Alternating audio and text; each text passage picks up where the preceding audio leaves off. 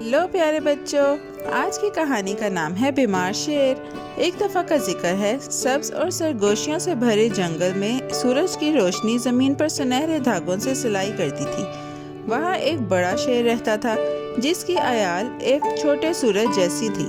वो बादशाह था। परिंदे, हिरन, खरगोश और बहुत से जानवर दरख्तों के नीचे खेलते थे। एक खामोश टीले के पास शेर की अंधेरी गार थी।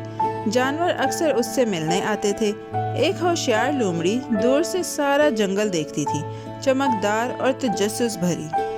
एक दिन इत्तेफाक से शेर बीमार हो गया। खबर पत्तों की तरह हवा में उड़कर सारे जंगल में फैल गई। वो अपनी गार से बाहर धूप में बैठने भी न जा सका। जल्द ही दूसरे जानवर बादशाह की अयादत को उसके गार में जाने लगे। वो देखना चाहते थे कि वो कैसा है, मगर कुछ अजीब होने लगा। जो जानवर अंदर गए वो वापस न आए।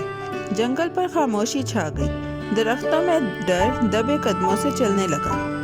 शुरू में जानवर हैरान थे कि उनके दोस्त कहाँ गए। उन्होंने निशान ढूंढे। गार के पास नरम जमीन पर छोटे पंजों के निशानात अंदर जा रहे थे और फिर खत्म हो गए।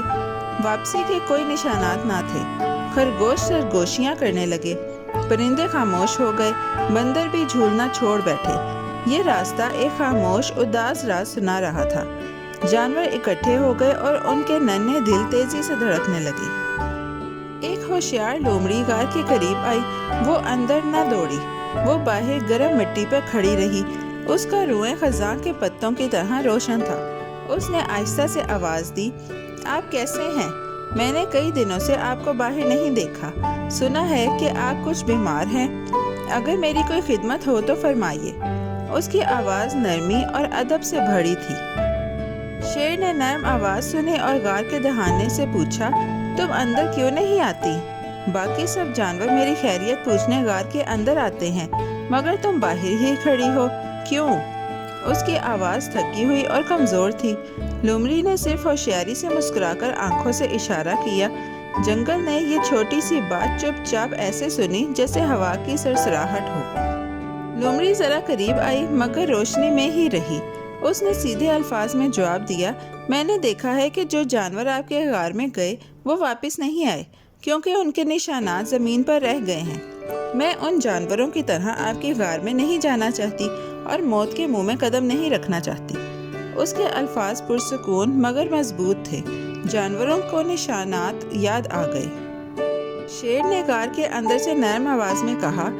उसके लहजे में उदासी थी। मगर मैं बीमार हूँ। उसकी सांस सुस्त लग रही थी। बादशाह की आवाज में तन्हाई की लकीर थी। मखलूक ने गार के दहाने को देखा और चाहा कि वो उसकी मदद करे। वो अपने बादशाह पर भरोसा करना चाहते थे, मगर जमीन पर छपे कदम कुछ और कहानी सुना रहे थे। लोमड़ी ने सीधी आंखों से उसे देखा और साफ कहा, आप वाकई बीमार हैं, मगर इतने बीमार नहीं कि जो जानवर अपनी मर्जी से गार में आए आप उसे ना मार सकें और खा ना सकें। उसके अल्फाज सादा मगर काटदार थे। जंगल ने सांस रोक ली। जानवरों ने बगैर देखे ही खतरे को समझ लिया। एक खामोश लहर खुली जगह पर छा गई। आहिस्ता आहिस्ता जानवर गार के दहाने से पीछे हटने लगे। वो दोबारा अंदर ना गए। उनके नन्हे चेहरों पर आंसू और सुकून दोनों मिले जुले थे। होशियार लोमड़ी ने हंसी ना की। उसने बस सर झुकाया और महफूज शाह की तरफ हट गई और देखती रही। दूसरे जानवर दरख्तों के पास एक दायरे में महफूज खड़े हुए। जंगल की रात नरम आवाज़ों और खामोश सोचों से भर गई। उस दिन के बाद शेर अपने गार में ही रहा। वो बादशाह था, मगर साए में छुपा रह गया। दूसरे जानवर दूर रहने लगे। उन्हें वो निशानात और लोमड़ी के अक्लमंद अल्फाज याद रहे। जंगल खामोश हो गया। कहानियाँ और गीत नरम पड़ गए जहाँ गार थी। लोमड़ी अपनी होशियारी और नरमी से बहादुरी की अलामत बन गई। जो जानवर गार में गए थे वो कभी वापस न आए। ये हकीकत उनके दिलों में एक छोटे भारी पत्थर की तरह रही। वो ये कहानी अपने बच्चों को खामोशी से साए में सुनाते। होशियार लोमड़ी ने कोई शेखी भरी बात न की। वो बस करीब रही और देखती रही, और जंगल ने कदमों के निशानात और एक दूसरे को सुनना सीख लिया।